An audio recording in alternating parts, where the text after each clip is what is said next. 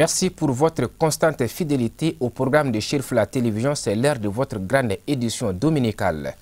Le nouveau siège du Haut Conseil islamique du Mali sera bientôt opérationnel. Il est situé à Amdalé Assey 2000 et une forte délégation du Haut Conseil islamique dirigée par son président Asseydi Chérif Ousmane Madan Haïdara s'y est rendu pour constater les travaux de rénovation. La visite était suivie par notre équipe de reportage conduite par Marietou Diallo et Ibrahim Koulibaly. Nous avons visité ce local qui est le nouveau siège du Haut Conseil islamique du Mali. Nous quittons l'ancien siège qui est un peu exigu et le gouvernement nous a trouvé ce siège en attendant la construction de notre siège à l'Assey 2000. Donc les travaux sont en cours et ils sont presque finis et nous envisageons dans la semaine prochaine faire le déménagement. Eh bien, nous avons demandé à changer de siège et on nous a trouvé celui-là. Nous sommes très contents parce que d'abord il est plus grand par rapport au premier, donc nous disposons de beaucoup plus de bureaux et nous avons une grande salle de réunion. La salle de réunion de l'actuel siège est très petite. Aujourd'hui quand même, nous pensons que nous pourrons trouver des conditions de travail beaucoup plus agréables. Le dernier mot, c'est de dire merci au gouvernement pour ce siège-là. L'AMCC, à travers Cheikh Mohamed Makiba, a offert une pompe d'adduction d'eau à la population de Chidiankoro. Le projet a été réalisé grâce à l'appui de l'ONG Direct Aid. La cérémonie d'inauguration s'est déroulée en présence des autorités administratives et coutumières de la localité, ainsi qu'une forte délégation venue de Bamako, conduite par Cheikh Mohamed Makiba. Reportage Marietou Diallo et Draman Mali. Ce joyau d'un montant de 5 millions de francs CFA permettra de résorber le problème d'eau potable dans le village de Chidiankoro. Un ouf de soulagement pour la population, notamment les femmes qui parcouraient plus de 600 mètres à la recherche du précieux sésame. Le travail islamique, il n'y a pas de frontières. Moi, je suis de Ségou, mais ça fait 20 ans. Je suis dans cette zone-là. Même j'ai fait ça en pied, en 92. Maintenant, on a pu construire des mosquées ici, des médecins. Et aujourd'hui, grâce à nos partenaires de l'Agence des musulmans d'Afrique, on a pu avoir cette pompe-là. La population nous a demandé ça. Ça vaut 3 mois, parce qu'il y avait crise d'eau ici. Pour avoir de l'eau saine, donc on a demandé ça à nos partenaires, qu'il s'agit de l'Agence des musulmans d'Afrique. Et rapidement, ils ont répondu à notre appel. Et aujourd'hui, c'est qu'on peut dire, chose promise, chose faite. On a promis à la population de Chidiankoro et aujourd'hui, c'est une réalité. Voilà cette forage. Bon, c'est le bon Dieu qui nous a guidés vers ici. Vers Chidiankoro, parce que personne ne peut pas faire tout ensemble. Mais Chidiankoro, là, nous, on a fait beaucoup de choses à Chidiankoro. Bon, ça, c'est tout ça, c'est la grâce de Dieu, c'est la volonté de Dieu qui nous a guidés vers Chidiankoro. Ce forage de 101 mètres a une capacité de production de 1600 litres par heure. Le premier coup de pompe a été donné par Cheikh Mohamed Makiba, venu au secours de la population de Chidiankoro avec l'appui de l'Agence des musulmans d'Afrique, AMA. Nous sommes partenaires et financiers exécuteurs de cette œuvre au village de Chidiankoro parce que Chidiankoro est un village, donc il y a crise d'eau, donc la population n'a pas de capacité pour accéder à l'eau potable.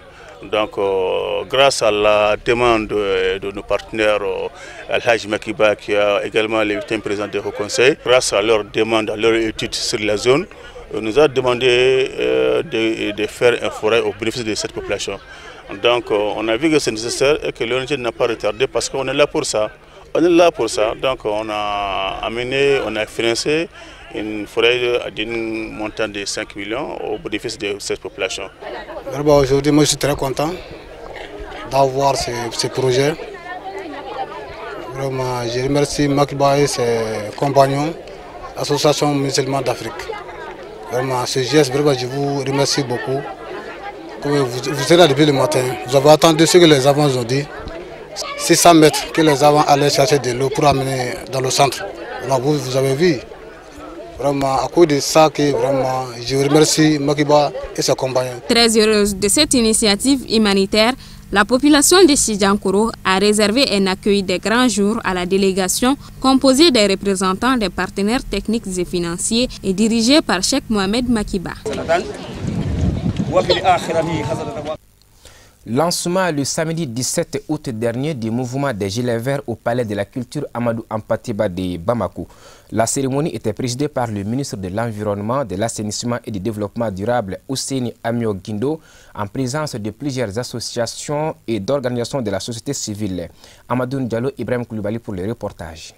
Plusieurs centaines de personnes ont convergé vers le palais de la culture Amadou Hampâté Bâ de Bamako pour prendre part au lancement officiel des Gilets Verts. Ce mouvement regroupe en son sein des organisations religieuses, de la société civile, des chasseurs, des associations de femmes et de jeunes. L'initiative du mouvement Gilets Verts vise un changement de comportement et de mentalité des populations maliennes sur les questions environnementales. Il y a pas mal d'associations qui sont venues chercher du partenariat au sein du ministère de l'Environnement. Le ministre a pu comprendre en réalité, au lieu qu'on se parte en rang dispersé, il était temps qu'on va mettre en place un regroupement, une organisation fêtière, des regroupements, des associations et des fédérations. C'est ça qui a amené la création de Gilets Verts. Cette jeune fêtière qui vient de voir le jour entend relever tous les défis liés aux questions environnementales au Mali et s'engage à réussir les missions qui lui sont assignées par les plus hautes autorités du pays. Nous sommes prêts, nous sommes les jeunes de ce pays. Qui dit l'environnement, l'assainissement, ça nous concerne nous les jeunes. L'objectif des Gilets Verts, nous sommes tous des jeunes, on va se donner la main. On va dans les maisons, dans les quartiers, dans les différentes communes et l'ensemble du territoire malien d'essayer de sensibiliser, conscientiser la population. Qu'est-ce que ça veut dire l'hygiène, qu'est-ce que ça veut dire l'assainissement et surtout la propreté. La protection de l'environnement étant le rôle de tout bon citoyen, les associations et sociétés œuvrant dans le domaine de l'environnement ainsi que les représentants des différentes confessions religieuses de notre pays accompagnent cette initiative. C'est la première fois qu'un ministre chargé de cette question implique tout le monde, que ce soit les leaders religieux et les leaders coutumiers. On a vu les chasseurs ici, on a vu les griots, on a vu les autres forces vives de la nation, pour qu'ensemble on puisse se donner la main pour lutter contre tout ce qu'on voit aujourd'hui, assainir ensemble les Bamako et protéger notre environnement. Quel est notre rôle là-dedans en tant que leader religieux et en tant que chef coutumier. Donc cette initiative des Gilets Verts, initiée par les ministres, on a salué, on a remercié, on a félicité les ministres. Dans son discours de lancement, le ministre Amio Guindo, tout en rappelant les objectifs du mouvement Gilets Verts, annonce également la tenue prochaine d'une vaste campagne de sensibilisation et de communication dans le but de relever les défis liés à la protection de l'environnement. Notre objectif est de mettre sur pied une vraie politique nationale de promotion de la citoyenneté en conformité avec l'article 15 de la Constitution qui rappelle à chacun son devoir envers l'environnement en ces termes. Je cite: « Toute personne a droit à un environnement sain. La protection, la défense de l'environnement et la promotion de la qualité de la vie sont un devoir pour tous et pour l'État. » Pour joindre l'utile à l'agréable, au-delà de la satisfaction morale pour service rendu à l'environnement qu'un gilet vert peut ressentir, mon département se propose, avec l'appui des partenaires, d'organiser un concours de propreté entre les différents quartiers, communes et les villes du Mali. Des sketchs, des messages de sensibilisation sur la protection de l'environnement et plusieurs autres interventions ont été un autre temps fort de la cérémonie. Tenu le lundi 19 août d'un atelier d'information des acteurs de la filière mangue du Mali. Organisé par l'interprofession de la filière mangue du Mali, cet atelier se veut un espace de francs échanges entre professionnels du secteur sur la nouvelle directive de l'Union européenne 2019-523. C'était à la Direction générale de la protection des végétaux. Voyons ces reportages pour plus de détails. Le présent atelier de l'interprofession de la filière mangue se tient en prélude d'une autre rencontre d'envergure entre les acteurs de la filière mangue et le gouvernement du Mali. Il se fixe comme objectif d'une part d'informer les professionnels du secteur des nouvelles mesures prises par l'Union européenne quant à l'exportation de la mangue malienne et d'autre part dégager une stratégie commune à proposer aux plus hautes autorités du pays en vue de préserver le marché européen qui est capital pour la mangue malienne. Cette rencontre, c'est juste pour informer les acteurs et non seulement informer les acteurs, aussi prendre des engagements pour préparer les ateliers qui vont venir pour préparer un dossier également qui va être proposé à l'Union européenne. C'est-à-dire que ce dossier-là va comporter des mesures. Ces mesures, il faut que ces mesures soient aussi sur notre mesure, que ce soit sur mesure également pour qu'on puisse vraiment les appliquer. C'est pour cela que nous avons organisé cet atelier pour mieux informer les acteurs et entre nous prendre des engagements pour permettre une bonne application de ces mesures-là. Parce que les mesures qu'on va prendre, ces mesures-là, c'est l'État qui va les proposer et va garantir et proposer ça à l'Union européenne. Qui va les appliquer? C'est nous. Et nous, en tant qu'acteurs, en tant que producteurs, exportateurs, transformateurs et autres. Donc, il est important qu'on se rencontre, qu'on discute entre nous très clairement pour dire qui va faire quoi et qui peut faire quoi. Pour sa part, le directeur général de l'Office de protection des végétaux s'est réjoui de la tenue de cet atelier qui devrait permettre, selon lui, aux participants d'être mieux imprégnés du contenu de la nouvelle directive de l'Union européenne. L'Union européenne constitue pour nous un marché potentiel pour l'exportation des mangues maliennes. Donc, elle a eu à élaborer de nouvelles directives, notamment une nouvelle réglementation en matière de contrôle phytosanitaire, donc, qui comporte des exigences. Donc, face à cette situation, nous avons jugé nécessaire vraiment de se concerter et de mettre en place un plan d'action à travers lequel nous allons vraiment agir pour pouvoir vraiment être au point des exigences de l'Union européenne. Donc il faudrait que les mangues que nous exportons soient exemptés de la présence de tout nuisible, également des exigences par rapport vraiment à la tenue même des mangues, la présentation même des mangues et puis leur emballage pour l'exportation, qui sont destinés vraiment à l'exportation. A noter que la nouvelle directive de l'Union européenne entrera en vigueur à partir du 1er septembre prochain.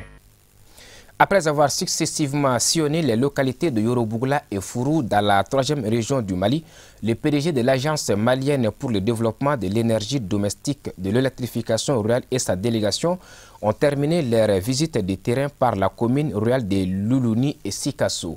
À cette occasion, un déjeuner de presse a été organisé à l'intention des journalistes pour les informer des missions de l'Amader. Envoyés spéciaux, Sadio Sidibé et Fousseini Keita. Nous sommes à Loulouni pour la 3e et dernière étape d'une série de visites de terrain initiées par l'Agence malienne pour le développement de l'énergie domestique et de l'électrification rurale dans le cadre de son projet intitulé « Système hybride d'électrification rurale ». Ce projet concerne une quarantaine de localités du Mali dont la commune rurale de Loulouni à travers l'appui financier de la Banque mondiale. Cette action agissante de l'Amader revêt un intérêt capital pour les notabilités car elle répond convenablement aux besoins vitaux de la population de Loulouni selon le maire. Je suis très content. Vous savez, Loulouni est une ville où la population atteint aujourd'hui plus de 14 000. Donc on a besoin aujourd'hui du courant. Il lance un appel à la population donc vraiment de prendre du courant et que l'Amader aussi diminue le coût. Au terme de 4 jours de visite dans la région de Sikassou, le PDG de l'Amader s'est dit très satisfait de l'état d'avancement des travaux des différentes centrales hybrides visitées. Il a tout de même précisé que ces centrales seront fonctionnelles dans 2 mois au maximum avant de rassurer que le coût de l'électricité va être considérablement réduit.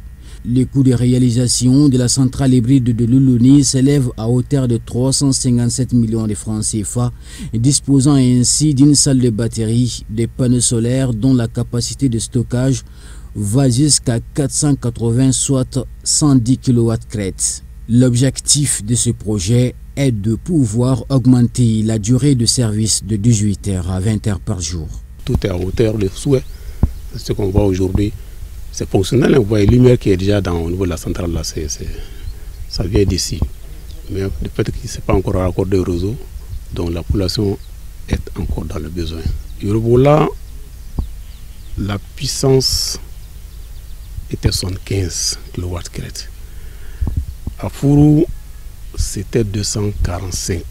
Ici, c'est 110 kW crête en termes de puissance solaire.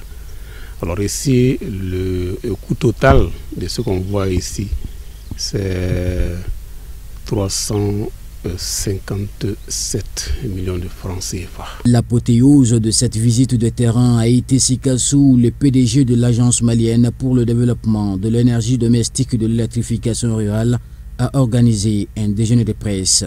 Objectif, faire la restitution de la visite aux hommes des médias, mais également les informer des missions et rôles que s'assigne l'AMADER. On a jugé nécessaire, à l'occasion de cette mission de visite de chantier, pour organiser cette réunion de presse avec les différentes presses de la place et faire comprendre à toute la population de la région ce que c'est que l'AMADER à travers ces missions, faire comprendre à la population quels sont les projets qui sont actuellement en cours pour pouvoir corriger toutes les défaillances qui ont été constatées au niveau du premier projet qui a consisté à électrifier tous ces villages-là, mais avec du gasoil pur, avec toutes les difficultés qu'on a rencontrées. Quelles sont les mesures qui sont actuellement en cours par le gouvernement du Mali à travers l'AMADER pour corriger ces défaillances, de façon à ce que ces populations rurales aient accès à l'électricité de façon durable. C'est ainsi que se termine ces périples qui aura permis à la délégation de l'AMADER de sillonner successivement les villages de Fourou, Yorobougoula, Loloni, y compris la capitale verte de Kénédougou et Sikasso. Pour rappel, parmi les 46 villages répertoriés par l'AMADER, 7 localités de la région de Sikasso sont concernées par ce projet intitulé « Système hybride de l'électrification rurale » de l'AMADER. Et puis on va ajouter qu'à l'occasion de ce déjeuner de presse, le PDG de l'AMADER a précisé que tous ces villages qui sont concernés par ce projet auront l'accès à l'électricité dans un bref délai. Voilà, c'est ce qui met fin à cette édition que nous vous remercions d'avoir suivi. Bonne suite de programmes sur Chirfla Télévision. Bonsoir.